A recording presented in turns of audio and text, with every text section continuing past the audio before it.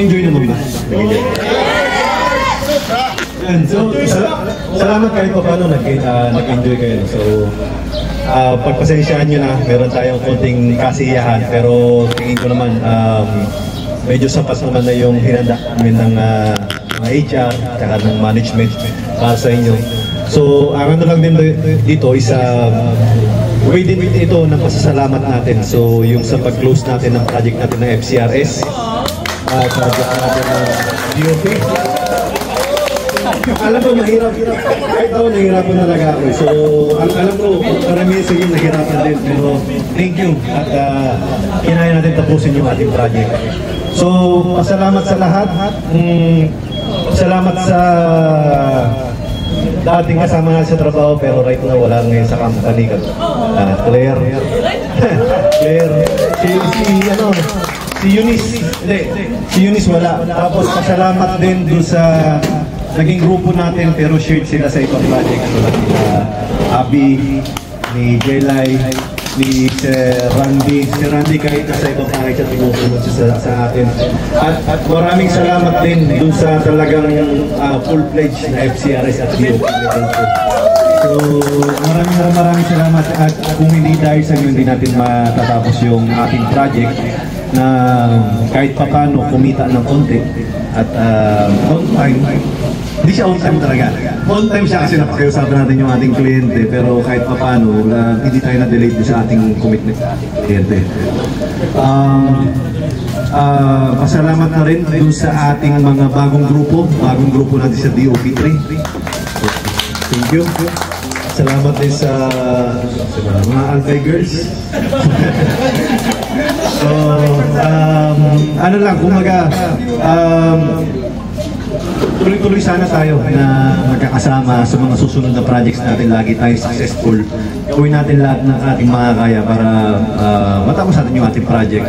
Kami naman dito sa management at kami ni Roy, ni Anton, gumagawa kami ng paraan. Kasi kung sa totoo lang, pauti na ng pauti yung mga ating projects. Pero dahil sa magandang performance natin o magandang relationship natin with our client, tuloy-tuloy pa rin yung ating project. So gumagawa tayo ng paraan na makahanap tayo ng projects para yung samahan natin tuloy-tuloy pa rin. So ang ano lang, suporta lang, tuloy-tuloy lang ang suporta. Maraming salamat sa inyo at enjoy na natin moving forward. Pero reminder lang, meron pa tayong pasok bukas at matira tayo para bukas. Okay? Ayun lang, thank you. Happy New Year!